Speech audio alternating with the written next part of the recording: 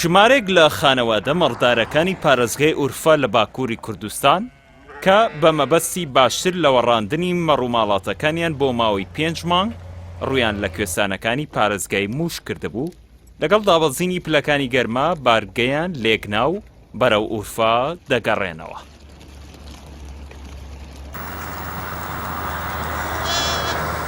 ئەوان پاش نزیکەی 1 مانگ لە بەڕێکەوتن و بڕینی ئەو ڕێگا درێژ و سەختە گەیشتونەتە پارێزگای بێنگۆڵ و لەوێ پشوویەک دەدەن چونکە هێشتا 1 مانگی دیکەیان ماوە بگەنەوە زێدی خۆیان لە پارێزگای ئورفا.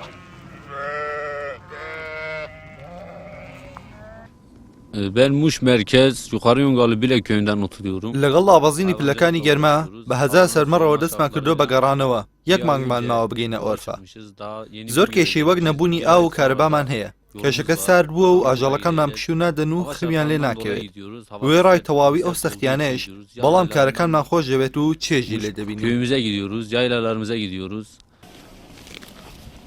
مەڕدارەکان بە مەڕ و ماڵاتەکانیانەوە لەسەر پردی ڕووباری موڕات لە قەزایی گەنج سەر بە پارێزگای بینگۆڵی باکووری کوردستان تێپەڕین و لەوێ پشوو دەدەن و مەڕەکانیان دەلەوەڕێنن. ئەوان دەبێت بە وریایەکی زۆرەوە لەو جوگرافیا سەختە بگەڕێنەوە کە لە ڕێگەکەیاندایە. دەبێت لەلایەکەوە مەڕەکانیان لە ئاژەڵە کێویەکان بپارێزن لەلایەکی دیکەشەوە بەردەوامی بە ڕێگا بڕین بدەن و ڕێگای گونجاو بۆ گەڕانەوەی ئاژەڵەکانیان بگرنە بەر. Yaklaşık 120 kilometredir yol gelmişiz.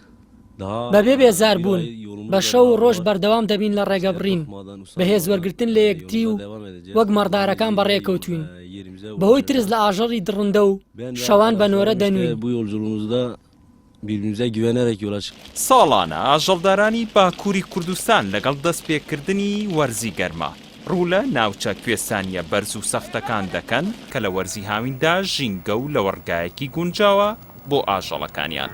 ئەوان ڕێگەیەکی دوور و درێژ دەبڕن بە جۆرێک کە ئاژەڵدارانی ئورفا تەنها بۆ ڕۆشتن بۆ کوێستانەکان و گەڕانەوەیان بۆ شوێنی خۆیان پێویستیان بە 4 مانگ ڕێگا بڕینە. بەڵام ئەوان ژیان و بژێویان لەسەر ئاژەڵداریە و گوێ بە سەختیەکانی نادەن.